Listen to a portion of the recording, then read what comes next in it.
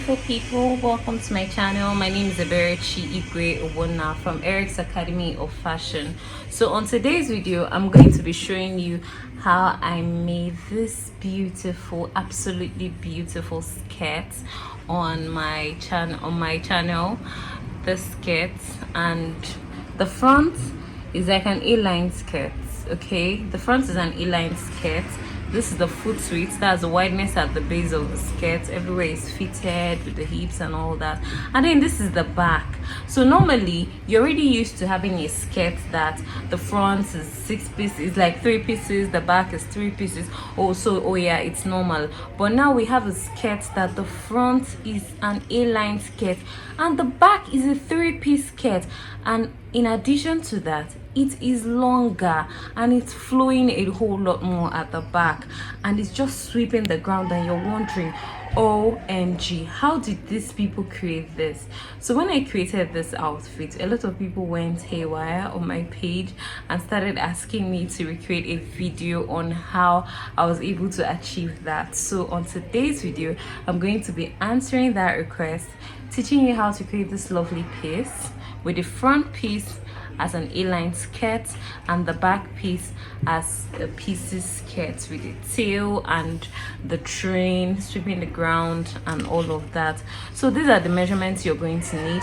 You're going to need the round high waist measurements, you're going to need the high waist to hip measurements, round hip measurements, knee length, and the full length of skirt.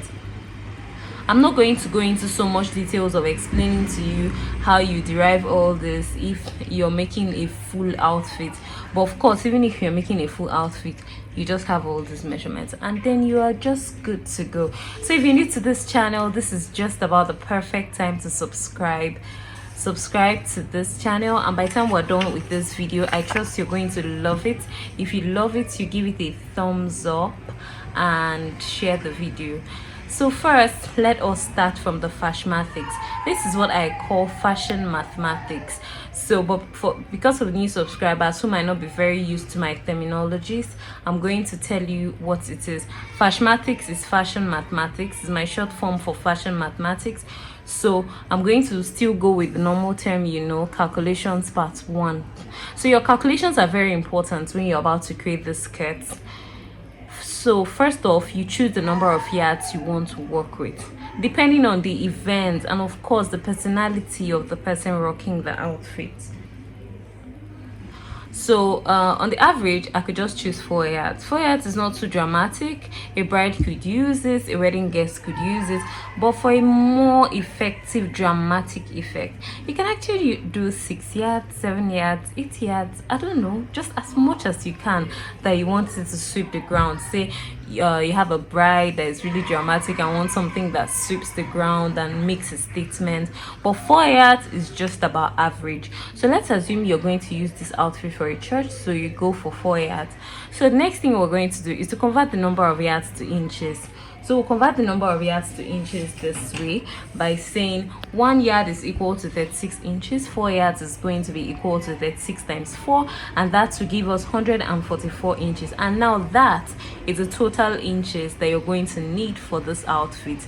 So now on your fabric, you can just go ahead and cut out your 144 inches, or let's just say you just measure your 4 yards at once. So now you have the exact amount of fabrics that you need to produce this beautiful skirt piece. So first, so after you're done subtracting that, after you're done doing the converting, you're going to subtract the inches of tail from the total inches. I want a tail. It's not a detachable tail, a cut together tail of 30 inches. So I want to just use 30 inches. This is just a random number. I could actually decide to use 40, I could decide to use 50, I could decide to use 20, but I just want 30. 30 is average for me. So I'm going to subtract the tail inches, which is 30, from the total inches, 144. Oh yeah, I know what you're thinking. You thought you ran away from maths in secondary school, right? Now you're here. So but we're going to make it a whole lot easier for you. So we'll subtract the tail inches from the total inches to give us 114 inches. So now come with me, calculations part 2. We divide the remaining inches by 3. So we had 114 14 remaining after we subtracted the tail. So we're going to divide it into 3 equal parts. So why exactly are you dividing it into 3 equal parts? Let me explain. One part will be used as the foot width of the front. This is the front foot width. So what it simply means is that we're going to use 38 as the distance A to B. That's the foot width of the front. Then the other part is also going to be used as the foot width of the back, which is C to D. Okay, so the wideness from here to here, the basic wideness C to D, is going to be more like 38. So I'm not going to write it now for now. So the other parts will be further divided into 4 and inserted in the back panels for a flare effect. So starting from the true knee, so let's say this is our true knee. Starting from the true knee, we are going to insert something that gives this flare effect. We don't just want it to be straight. If you look at this illustration, you see that it's not just straight, it's slanted. So we are going to do something that will make it to actually have that slanted, flare, fuller, sweeping effect. So come along with me. So I've explained why we're dividing into 3 equal parts. You already know that one side is for the front, one side is for the back, and the other side will be further divided into 4 to be inserted here, here, here, here, and here. Don't worry, you'll get it. So calculations part 3. So since the front pattern will be cut on a fold, the front pattern is going to be cut on a fold, we are going to further divide it by 2. What do I mean? This is simply what I mean by cutting the front pattern on a fold. I'm going to have to mark a line here. So this is more like the midline. So we are only going to cut a pattern representing one side of this front. We're not drafting the full pattern, like everything open up. So what we just need is half of this 38. Okay, so since the front pattern will be cut on a fold, that's in half. You further divide the front foot width by 2. Okay, so that's why we're dividing 38 by 2 to get half the front foot width. So you do the same thing for the back. Since the back would also, because you're cutting only one side, you're cutting only one side of the back, you're not cutting the whole back together. So you just go ahead and divide by 2. So it's just give you what? 19. So also for this back now, we're also going to divide the number of inches of tail by 2. So because our tail, we're only drafting one side, we're not drafting both sides, so we're going to divide by 2, and that is why that is how we're going to come about having half of tail, which is 30 divided by 2, and that would be 15. So come with me. Here we are, we're just about to draft the front pattern, and I told you that we're only drafting half of the front. So this is our high waistline. We'll mark out our lines: high waistline, hip line, 3 inches above the knee. We usually do not draft our skirts to be directly on the knee line, so that it will give us a fuller effect, and also so that it can enable the beautiful young lady wearing the outfits to be able to walk. And then this is our full length line, and of course you have your hemline if you want to add hem anyway, so you can be half inch, whatever it is. So you're going to put your high waist divided by 4 if you're working directly with a skirt measurement. But if you're not working directly with your skirt measurements, like if it's just a skirt, only skirts that you're making, you're going to do round high waist divided by 4. But if it is like a gown cut together like mine that you're making, just measure the waist of the front pattern, and mark it here. But I'm going to just do it like as if it's just a skirt. So we're going to do high waist divided by 4, and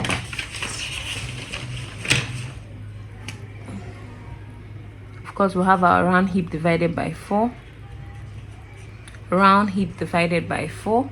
Then when we get to this 3 inches above the knee line, we are going to mark this place: hip divided by 4 minus 1.5. If you want a very, very, very fitted tush effect, you just go ahead and subtract 2 inches, but just know that it's a cross no gutter kind of outfit.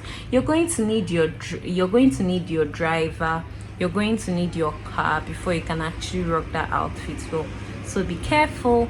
So on this foot width, that's on the full length line, we are going to mark half of that foot width, half front foot width. Okay, our half front foot width is 38 divided by 2. All right, so you now add your allotted sewing allowance. Most times I prefer to use 2 inches sewing allowance, 2 inches, 2 inches, and of course you just go ahead and connect it all the way.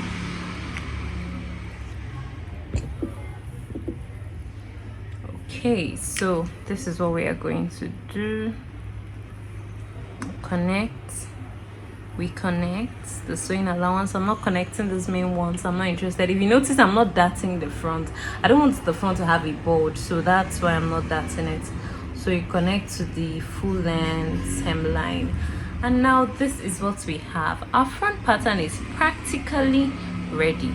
So if you're connecting it to a gown, like the top piece, you can just go ahead and add your ½ inch here later before you connect it.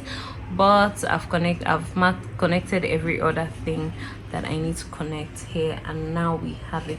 So I'm just going to put this piece aside while we start constructing our back piece. So now let us look again critically at this back piece. This is our back piece. So how do we go about constructing this back piece?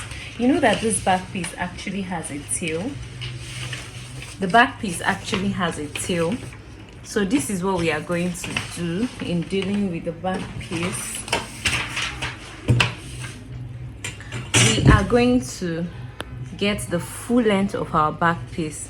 That's the normal length of the front, assuming that this is front length. Okay, so let me assume that the skirt actually started here. So this is our skirt waist, more like our high waist, the high waist of skirt. So high waist of skirts, then hip line. Then of course we have our 3 inches above knee.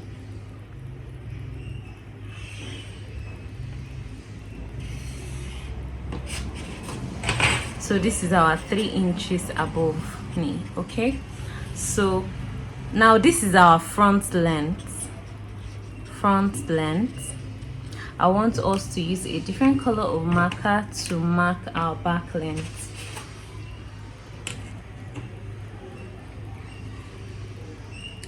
Let me assume that our back length will get to, okay, let me stop somewhere here so that we can have a mild contrast. Okay, so this is our back length. By back length I mean like that extra length, you know, this is like length of train, that part that sweeps the ground and all that. So what you do now is that you're going to mark from here, from this edge. Now you're going to mark half of tail. Okay, so we're going to mark our half of tail. You mark it here, you mark it here, you mark it here. So you just go ahead and mark it.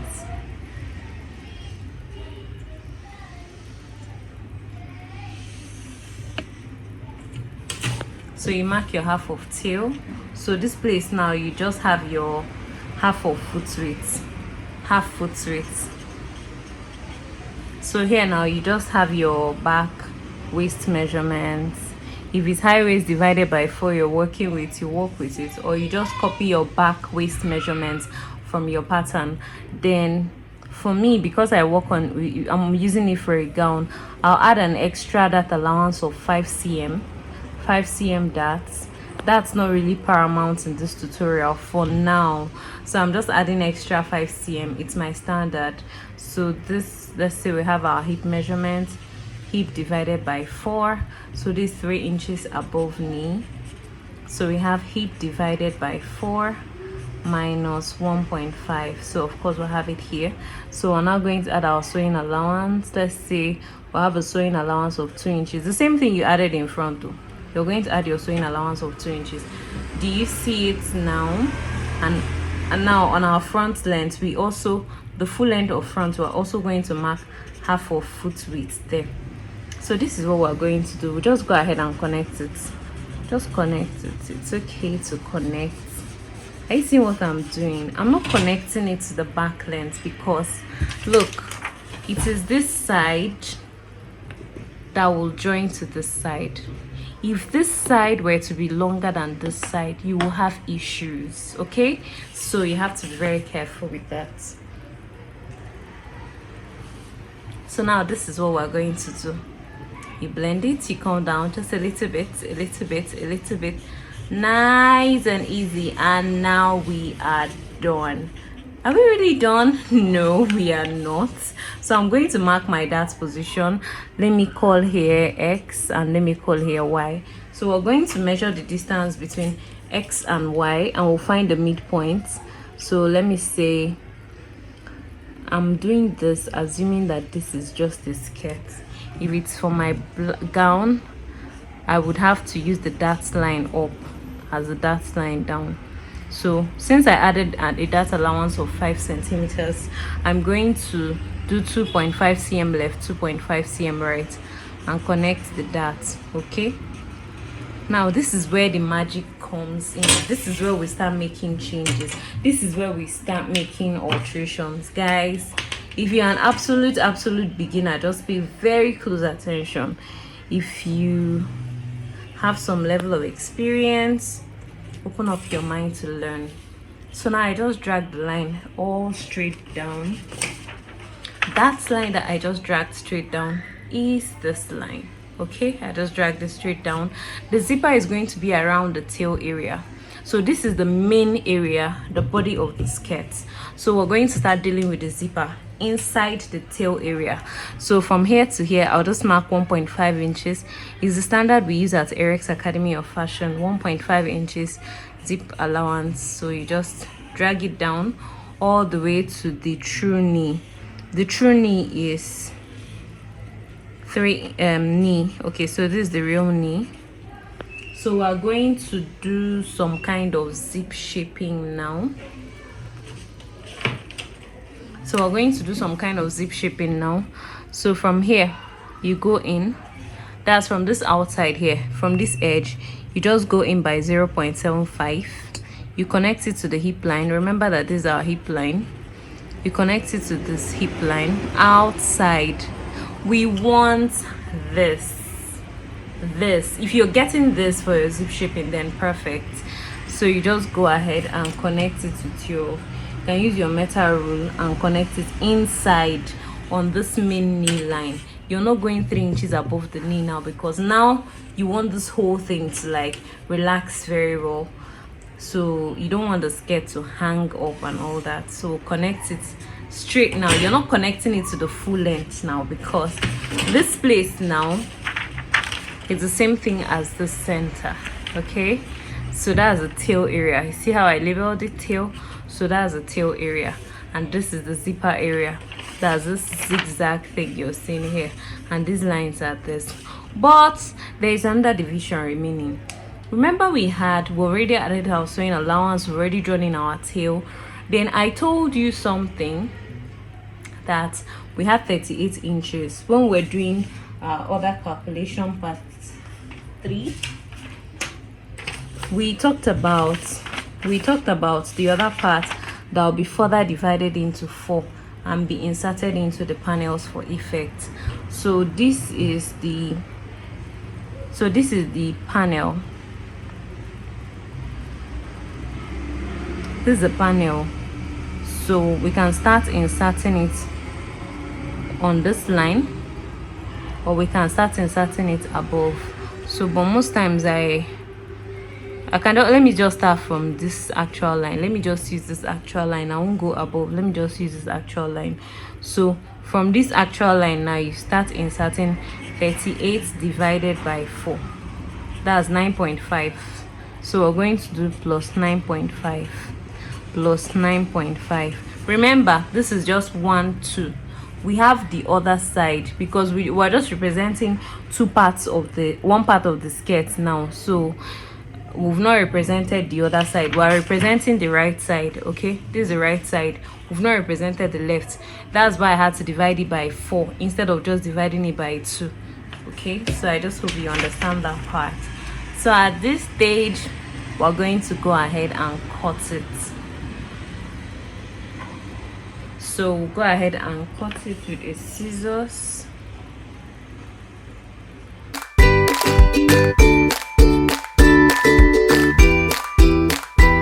So guys, just a recap of what we have done so far. We've already drafted the front pattern, we've drafted the back pattern, and I told you that now we're going to do this insertion. And I know that you'll be wondering how we do our insertion.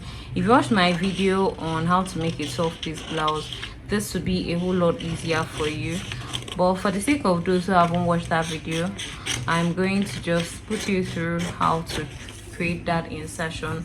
So we just go ahead and cut out our pattern, and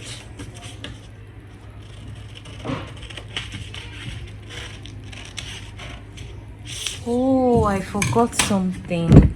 We did zip shaping, so we are meant to pay for that shortage.